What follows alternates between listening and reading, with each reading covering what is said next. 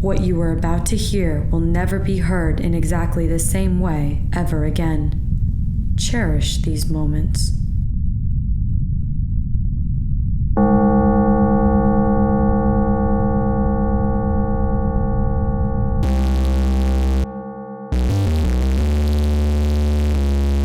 Hello and welcome to the Kakos Industries corporate shareholder announcements. At Kakos Industries, we help you to do evil better. I am Corin III, CEO of Kakos Industries. As always, it is wonderful to be bringing you these announcements. I can say with certainty that this is one of the best parts of my job. Of course, that was slightly more accurate before the CEO festival, but it remains true now, which should mean something for those of you who were in attendance. We'll get to that later.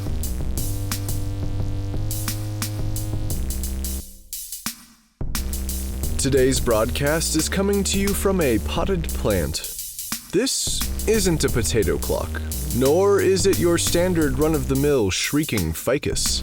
This is actually a plant that is tuned into our transmitting frequencies, that then produces sound.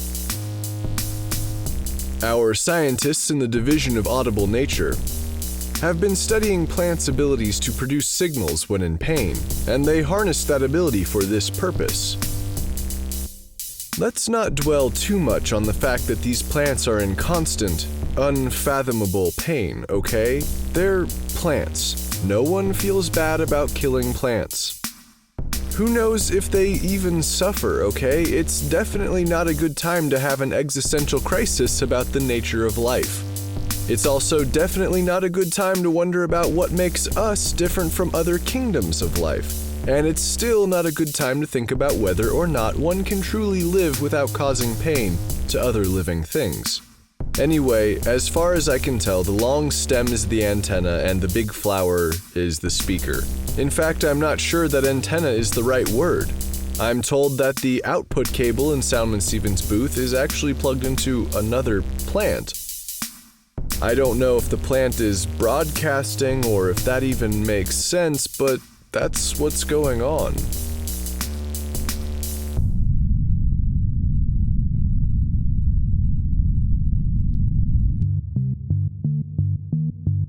Did you enjoy the CEO Festival as much as I did, shareholders?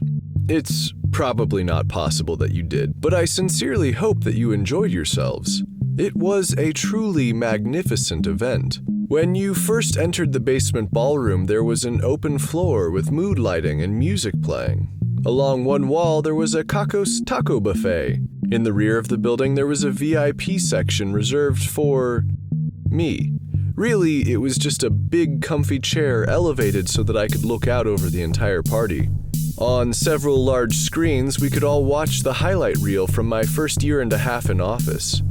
There was the time I killed the awful mutant beasts in the basement labyrinth. There was the time I climbed to the top of the building to save the baby Thunderbirds who had just lost their mother. There was the time that I killed a mother Thunderbird. Then there was the time I signed that one document that gave everyone an additional sick day. Wasn't that charitable of me, shareholders? I mean, we were responsible for getting everyone sick in the first place, so maybe that was our bad. One at a time, you were allowed to approach me and discuss the wonderful things I've done here, and I did my best to let each and every one of you know just how important you are to us here at Kakos Industries. Certainly, it was my face on all of the floor-to-ceiling posters, but the CEO Festival is just as much a celebration of you as it is of me. I bet you were impressed I knew so many of your names. Don't worry if I didn't remember your name, it just means that you're really not that important to us. But on the bright side, that means that you're much less likely to be killed if we ever feel betrayed. Some of you took the opportunity to sit on my lap and ask me for things as though I were Santa Claus, or it was my daughter's wedding day or something. I will say once again that I made no promise to do anything, but a few of you made convincing arguments, so I'll see what I can do. After everyone had eaten and I had the opportunity to speak with many of you, there was, in true Kakos Industries double-edged style, a brief roast where some of the management here were given the opportunity to give me some not-so-gentle ribbing. Grace Rule apparently reviewed all the humor before letting anyone on stage, but I was a little impressed with what she let fly. For the record, I would like to say that I am not romantically involved with any of the reptiles kept in the terrarium. I'm not. Not even the sexy ones. Also, I'm not missing any pieces. Haley didn't actually eat any part of me. I'm also not really ticklish. Maybe a little. Also, I am just as good at killing as my grandfather was. Anyway, with their grievances aired, we could move on to the giant burning effigy. You see, shareholders, we will not take any substitutions for Corin III. That's why they made a big version of me, and they burned it. That is the only possible explanation. Anyway, I like to think that I have a good sense of humor about all of this. Then we got into the train cars that we haven't exactly been able to remove from the basement ballroom for some old-fashioned fornication.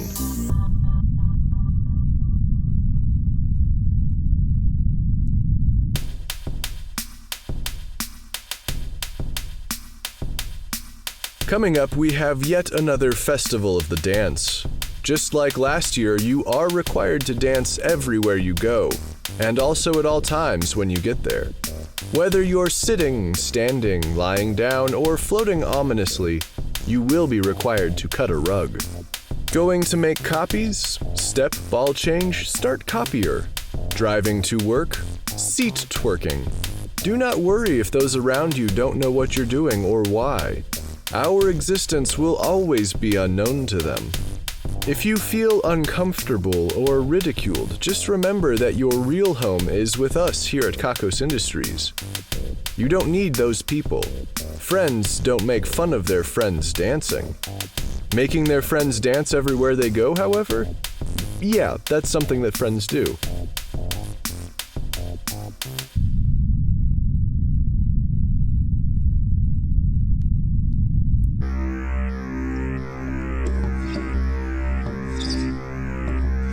Shareholders, there appears to be some scratching at my window. I'm not sure what that is. Oh, wow, I definitely don't remember that tree leaning so close to the window. How strange. If I didn't know better, I would say that the tree might even be clawing its way in here. I like that. It feels appropriate. You know what I mean? Raucous trees at Kakos Industries.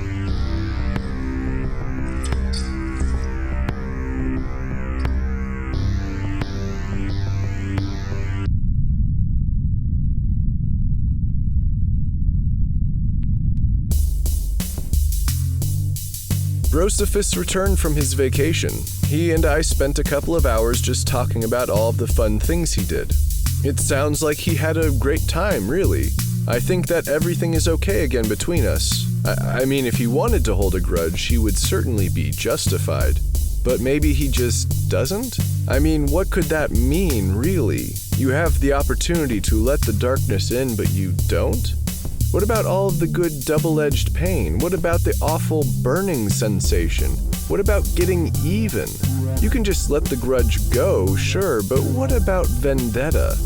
What about knowing the only way to feel at ease is when there's blood on your hands? And the floors and probably the walls? I clearly don't understand this person.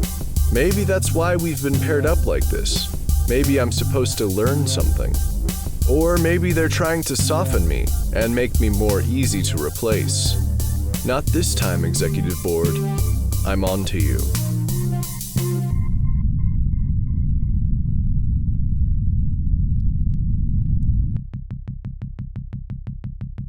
In other news, Belladonna has not yet been found. It is possible that she has gone back to wherever she was hiding before we found her, but none of us have any idea where that is. Grace has already turned the building upside down looking for her. Metaphorically, I mean. She asked to turn the building upside down literally, which was uncharacteristic for sure, but her request was denied.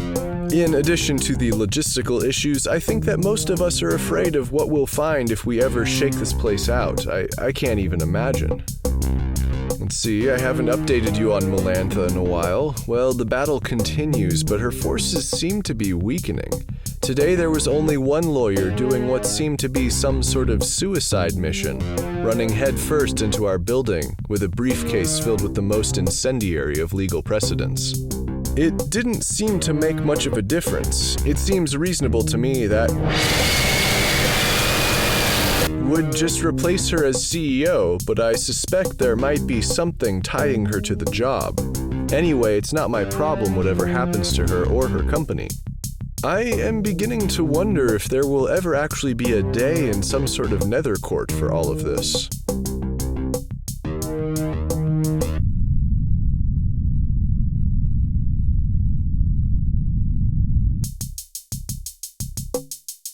I haven't updated you on the matter of all of my extra evil and just what I'm supposed to do with it. I just recently tried out Eva Max, which is another standard treatment for this condition, but while I was using it, I couldn't feel the evil within me anymore. That sounds perhaps like more of a blessing than it was. In the wake of all of that evil was a lot of numbness in my fingers and toes and a burning sensation along all of my major nerves. At least it wasn't cute animal videos this time, right? I'm waiting to see what comes next.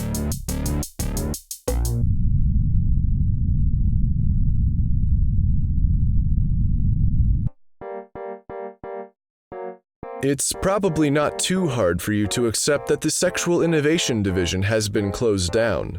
You see, they did successfully teach a penis to flirt, but they were not successful in teaching the penis to treat another human being like a human being. Could they have gotten closer in time? Perhaps. Could we have let the project go on a little bit longer without ending it entirely? Yes. In fact, this project might have one day grown to beautiful fruition. Maybe one day we could have had talking dicks that aren't, well, dicks. But the fact of the matter is that every one of us here at Kakos Industries that had dealings with Jules or any of his fellow prototypes could not look at the SID the same way afterwards. And so it must be disbanded. Many of their employees have been dismissed also for being terrible people, and not in the way we want. We've sentenced them to the Pit of Chaos, which is a place where we send our worst and most dangerous employees, where they are allowed to do anything to one another. We watch them from above in case there is any innovation to be gleaned. In place of the SID, we now have the Division of Sexual Experimentation. Doesn't that just sound nice, shareholders? It has a good ring to it. Sexual experimentation. It brings an image to the mind. A beautiful, sexy someone sits on a warm rug, inviting you to join. No judgment, just experimentation. Nothing wrong with that. Anyway, I have to admit I was at least a little bit excited about this new direction, so I went down to visit them and find out what they're working on. The short answer is fuckables. The long answer is really long and disappointing, and we don't have time right now.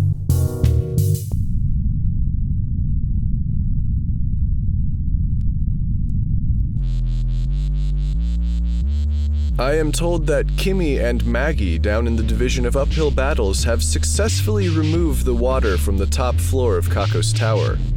I don't feel like I have to remind you about Kakos Tower or what happened to it. I mean, it was so horrible, how could any of us forget about it? I still get shivers. I have never seen anything like that in my life.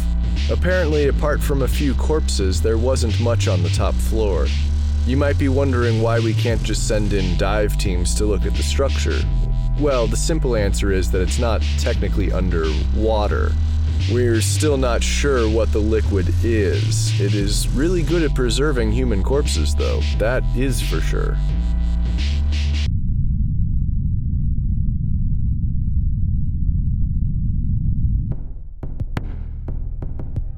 I have more news from hell. It seems that those brave explorers are still trying to carve out a life down there. I am told that based on our estimates, it is extremely unlikely that any of the first wave of explorers are still alive down there. But fortunately, there were several other waves. Problems that cannot be solved by ingenuity can usually be solved by just throwing more and more people at them. I am told that the explorers have discovered a small guinea pig-like animal down there with really long teeth. I am told that it is cute and small, but when it bites you, you turn into some sort of zombie thing. A lot of people have been having a hard time with that, it seems. I mean, it looks really cute. It doesn't even matter that some of the people down there are actually trained scientists who study biology and are fully aware of safety procedures. Cute is cute. Sometimes you just ignore your better judgment and get zombified. I don't know. The trading post down there has expanded and introduced some new wares. I had to take off the spider skin bracelet because it was beginning to turn my skin different colors, and we all decided it probably wasn't healthy to go on like that. I am told that there have also been some sightings of a large cyclops monster down there. Now there are people down there specifically hunting this one animal, or humanoid thing.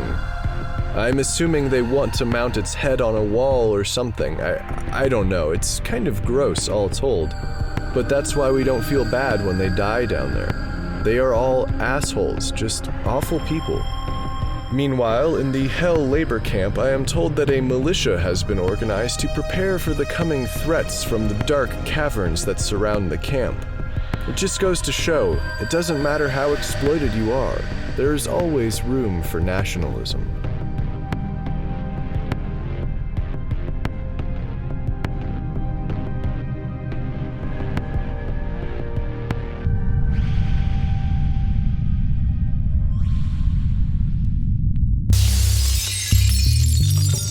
Holy hell, shareholders, the tree outside just broke through the window.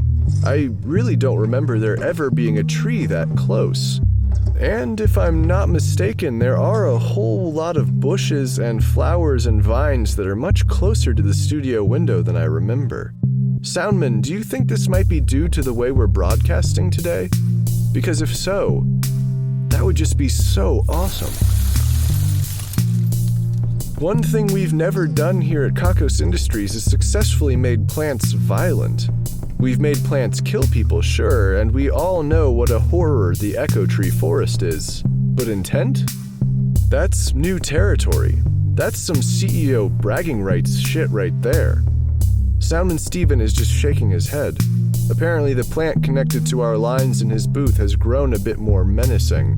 Soundman, if you ever feel like your life is in danger, I give you permission to come out of your booth. You're too valuable to this operation. What's that? I believe Soundman Steven is pantomiming the phrase, fear boner. I agree. This is exciting.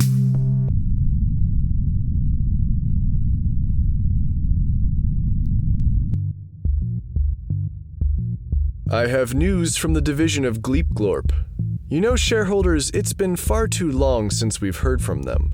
They write, Glom glomp, gluey glom glomp. Rumpa ganui, lumpa pum ting.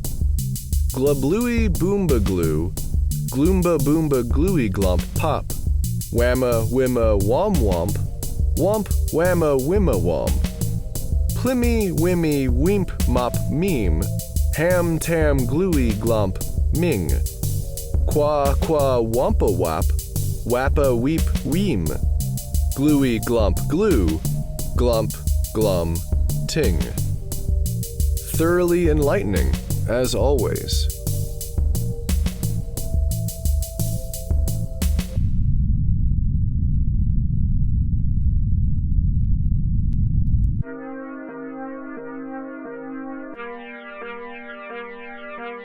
The Division of Performance Art has good news. I am told that they have developed a new method of conveying deep meaning. I am told that this new methodology is called Sobbing on Stage to Johnny Cash's cover of Hurt. I have no doubt that this new development will help them to convey the darkest of emotions in a totally non-cliché fashion. I can see nothing wrong with what they have developed here. As far as I am concerned, evil is done as long as they are convincing anyone that performance art is a thing that has ever changed someone's mind about something, or ever even conveyed a meaningful thought.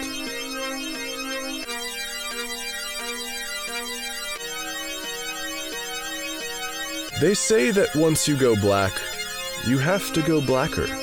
This is things we're taking credit for now. This week we're taking credit for spooky shadows, unexplained noises, and fear itself. If you happen to disagree with anything we've taken credit for, then it would be best for you not to turn around for a little while. What was that sound?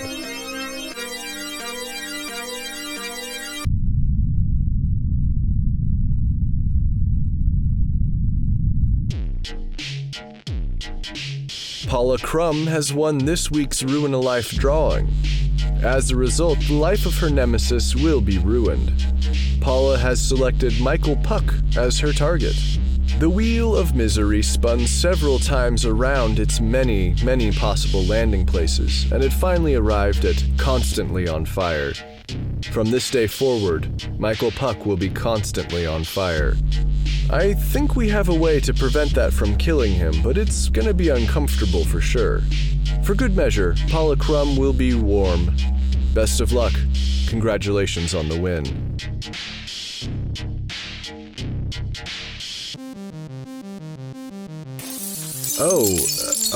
Shareholders, without my noticing, it appears that the trees and vegetation outside have worked their way into the studio. And, oh no, it looks like they're working their way into the sound booth. It appears that Soundman Steven has been gesturing loudly at me for some time, but I didn't think to look. They've got him, shareholders. It appears that he is in some sort of trouble. He's wrapped in vines and branches. Fortunately, I have a hatchet attached under the table here. I'm going in. I hope that none of you are experiencing similar troubles. The numbers are next. 18, 27, 34, don't you dare die on me. 295, 86, fuck you, plants.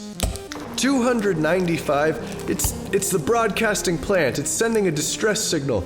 I have to kill it, shareholders.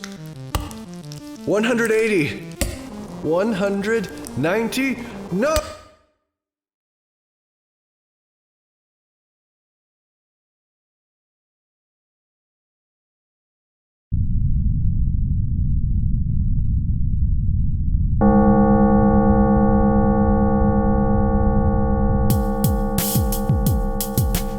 Kakos Industries is written and produced by Conrad Mishuk, who is also the voice of Corin Deep. The music is also composed by Conrad Mishuk. The introduction is read by Kim Aiello, and the credits are read by Hannah Jones, who is currently stealing your heart. Check out kakosindustries.com for more episodes. There's also transcriptions if you'd rather read the Kakos Industries announcements. That's KAKOSINDUSTRIES.com. Please check out store.kakosindustries.com for merchandise and special offers. Questions, comments, or a strong desire to collaborate? Drop us a line at inquiries@kakosindustries.com.